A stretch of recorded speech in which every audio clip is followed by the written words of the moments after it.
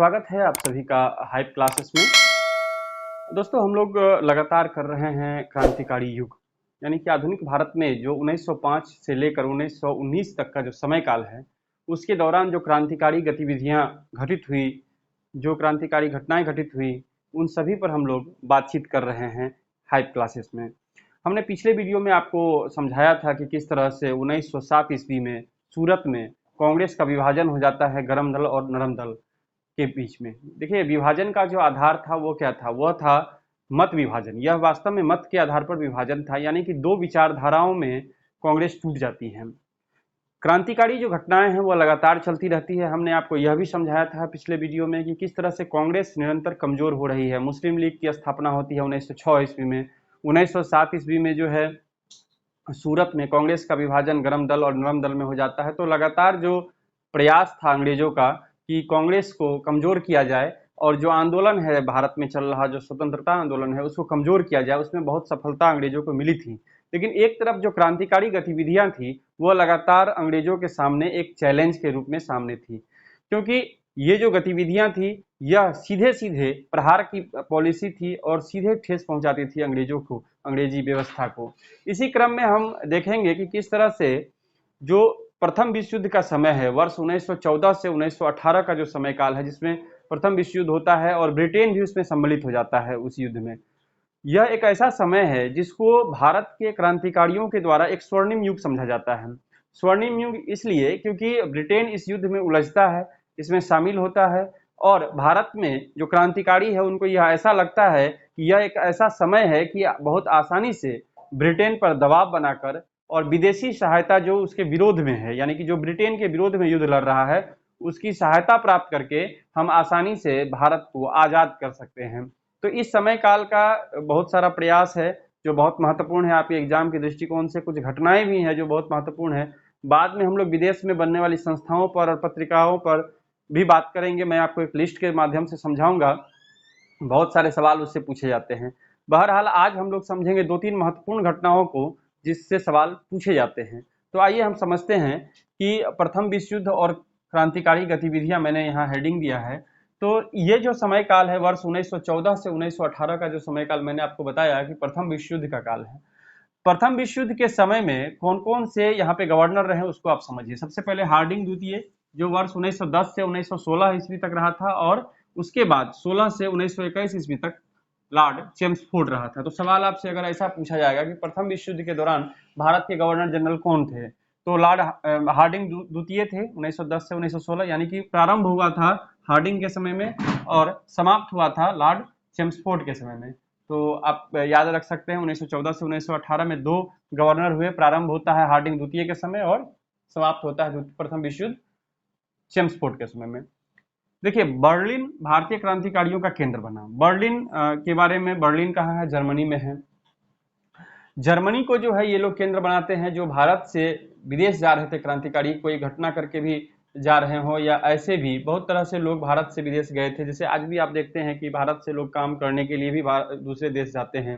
तो बहुत सारे किसान भी भारत से दूसरे देश गए हुए थे उस समय, खासकर जर्मनी हो, कनाडा हो, अमेरिका हो, यहाँ बहुत अधिक संख्या में जो है भारतीय रह रहे थे।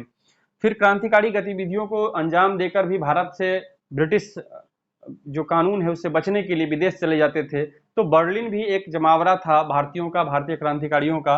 वहां पर उन लोगों ने एक केंद्र के रूप में अपने को एक केंद्र बनाया क्रांतिकारियों ने। लाला हरदयाल ने बर्लिन में एक भारतीय स्वतंत्रता समिति का गठन किया। भारतीय स्वतंत्रता समिति यह भारत की स्वतंत्रता के लिए लोगों को एकजुट करने का प्रयास था।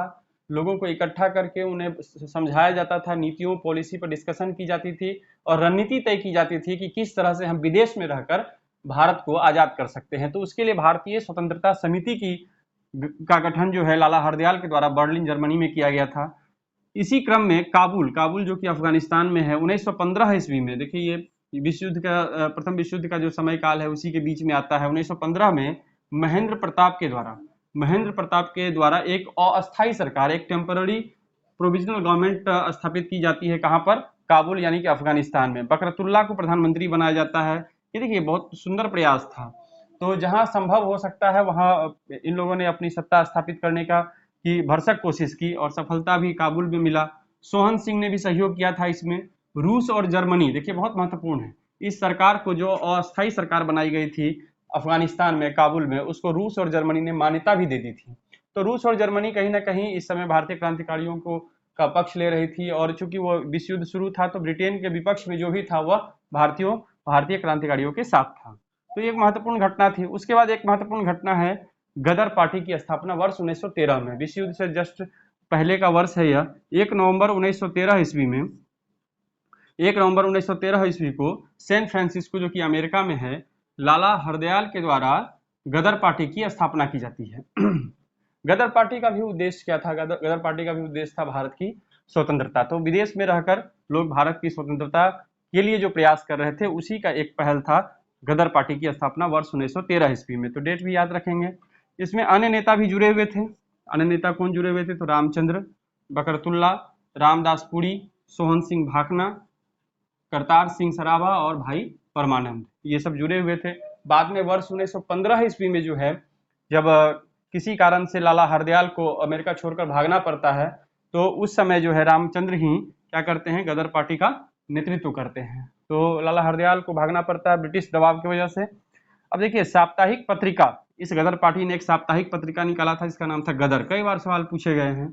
इसका जो पहला अंक प्रकाशित हुआ था वह किस भाषा में हुआ था? तो उर्दू में हुआ था। गदर का जो पहला प्रकाशन था, पत्रिका का पहला प्रकाशन, वह उर्दू में था। और कब हुआ था? तो 1 नवंबर 1913, जो कि स्थापना का भी डेट है। इनके जो सदस्य थे उसने क्या किया था? तो गुरिल्ला युद्ध में बहुत निपुण थे और गुरिल्ला युद्ध के माध्यम से जो है क्या करते थे? तो अंग्रेजों पर प्रहार करने का प्रयास करते थे इनके जो सदस्य थे। अब देखिए, ये जो गदर पार्टी है यह समाप्त हो गया।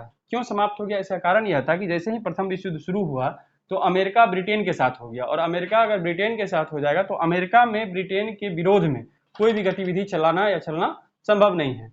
और यही कारण था कि बाद में यह जो है वह समाप्त हो गया। एक महत्वपूर्ण घटना है कामागाटा मारू प्रकरण। यह वर्ष 1914 की घटना है, बहुत महत्वपूर्ण घटना है। कामागाटा मारू क्या है? तो वह एक जहाज का नाम है। इसके पीछे की जो कहानी है इसको आप समझिए। इसके पीछे की कहानी यह है कि कनाडा में यह प्रवेश को लेकर था, भारतीयों के प्रवेश को लेकर था। घटना यह हुई थी कि कनाडा में ऐसे भारतीयों के आगमन पर रोक लगा दिया गया था जो सीधे भारत से नहीं आ रहे थे, यानी कि किसी दूसरे देश से कनाडा में प्रवेश करना चाहते थे, सीधे भारत से नहीं आ रहे थे। ऐसे भारतीयों पर कनाडा में प्रवेश पर प्रतिबंध लगा दिया गया था कनाडा सरकार के द्वारा।